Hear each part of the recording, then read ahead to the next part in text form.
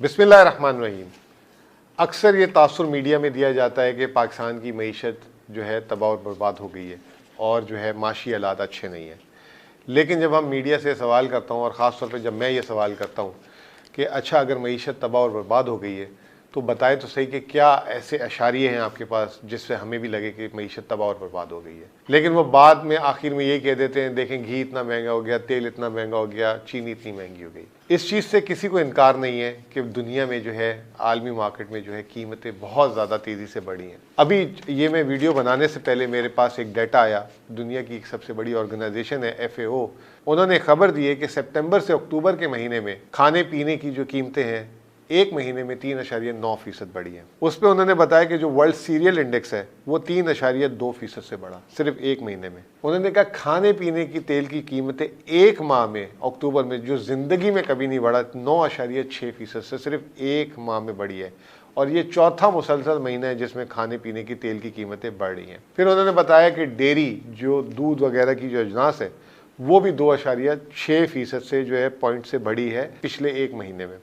तो इससे आप अंदाज़ा लगाएं कि पूरी दुनिया में क्या हो रहा है। कोरोना के बाद की सूरत हाल की वजह से पूरी दुनिया में एक आलमी महंगाई है। बहरहाल मैं इस वक्त आपको जो है चंद और बातें जो है आपकी गोशगुजार करना चाहता हूँ कि पाकिस्तान में इस वक्त तरक्की किस तरीके से हो रही है। सबसे पहले अहम चीज़ जो है बरामदात है। बरामदात पिछले 8 सालों में पाकिस्तान की जो है बहुत बुरी गई थी। अब उसमें जो है एक बहुत बड़ी तेज़ी आ चुकी हुई है। सिर्फ अक्टूबर के महीने में 17.5% हमारी बरामदात बढ़ी है, जुलाई से अक्टूबर में 25%।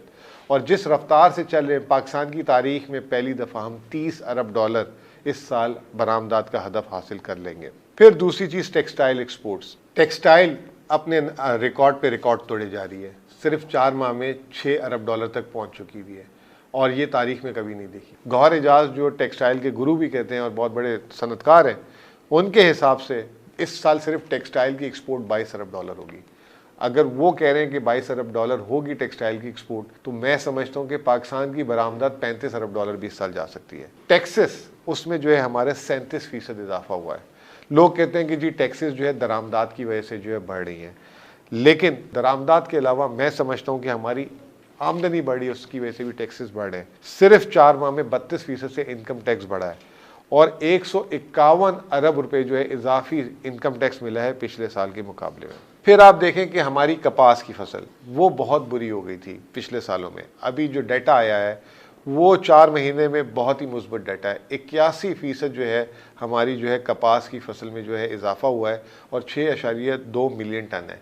फिर एक पाकिस्तान में पिछले दिनों मसला चल रहा था, लोग कह रहे थे कि जी हमारा दरामदी बिल बहुत ज़्यादा बढ़ रहा है। स्टेट बैंक ने जो है रुपए की कदर में जो है गिरावट की, कुछ हुकूमत ने टैक्सेस लगाए और जो है कोशिश की कि उस दरामदी बिल में कमी हो।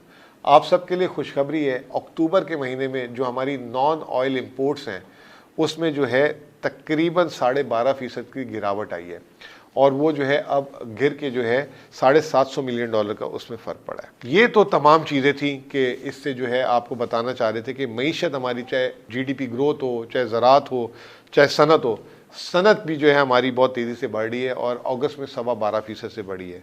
ना सिर्फ ये, जो कंपनीज हैं उनके प्रॉफिट्स भी जो है 21% से बढ़े हैं। ये बताती है कि हमारी मईशत की रफ्तार तेज़ी से आगे जा रही है और आगे आने वाले दिनों में रोज़गार की ज़रूरत पड़ेगी। लोग ये कहते हैं कि जी कल का जो पैकेज है उसमें आपने गरीबों के लिए तो बहुत कुछ रखा है, कुछ मिडिल क्लास के लिए क्यों नहीं है।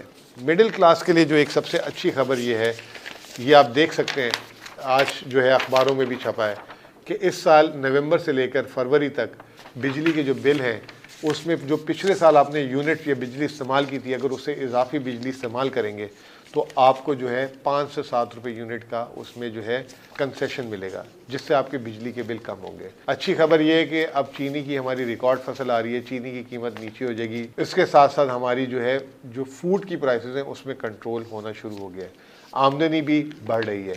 ये तमाम चीज़ें जो हैं आइंदा आने वाले दिनों में जो है ज़मीन में भी नज़र आना शुरू हो जाएगी। लेकिन सिर्फ एक चीज़ आखिर में बताना चाहूँगा, हमारे बस में कुछ है और कुछ नहीं है। जो हमारे बस में है वो हम टैक्सेस कम कर सकते हैं।